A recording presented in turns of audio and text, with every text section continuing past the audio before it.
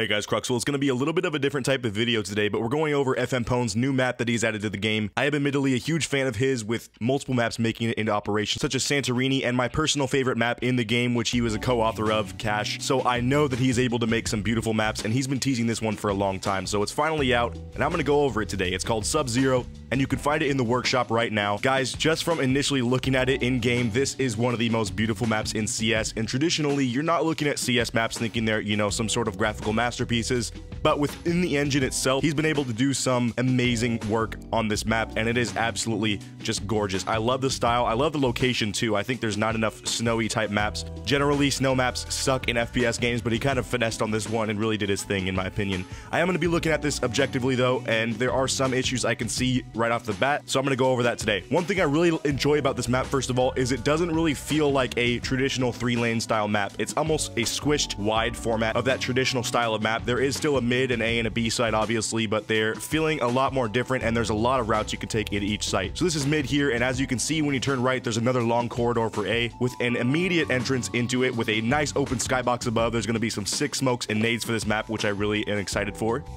And some nice stops for counter aggression as a CT. You can of course boost up to this, but that's going to stop CTs from playing way too overly aggressive. And there's this little drop zone where you can go wider on A, and it's actually a very vertical map. He says so in the description of the lore of his website that is connected to this, that it is a deceptively vertical map, and I agree with that quite a bit. There are a lot of cool boost opportunities that I found just from my short time looking in this map, and as you can see, he has left quite a few little skill jumps in here. Right here is the terrorist entry to B, which is beautiful, but in my opinion, one of the possible issues of this map is I'm wondering if it's going to be too busy visually and obstruct vision for the character models. That's one of the biggest things that maps have to find the good balance of, is good visual looks, but also good clarity when finding player models against the backdrops. I think these colors are going to be great against the new terrorist models that he's using in this map, so I don't think it'll be too big of an issue, but that is one thing that I found. As you can see, B site here has multiple entrances. It's not quite as vertical feeling as site A, but it is very good for the T's because you can do some amazing splits on this site. I can already tell it's going to be a hell of a time for CTs trying to hold this. They're going to have to know their mollies and smokes. The rotates on this map are very interesting. They are somewhat long feeling, but in my opinion, it's going to be good timing for the CTs, as you don't want to ever have too crazy quick of rotates. That just kind of splits the power to the CTs a bit too heavily. And on this map, actually, I do think that ops are going to reign supreme. If you're going to be a quick opper, there's a lot of long corridors and open sites that you can try to just op the shit out of. One thing that I do fucking love about this map is the incredibly open skybox. I've barely found anything that's blocked, so you're going to be able to do some cross-map fake smokes, and in terms of performance, it's not as insanely good as like Cash, for example, which is heavily optimized for me, but it's not as bad as the new Dust 2 remake, which is fucking terrible on my computer, and I think you guys are going to be able to run it with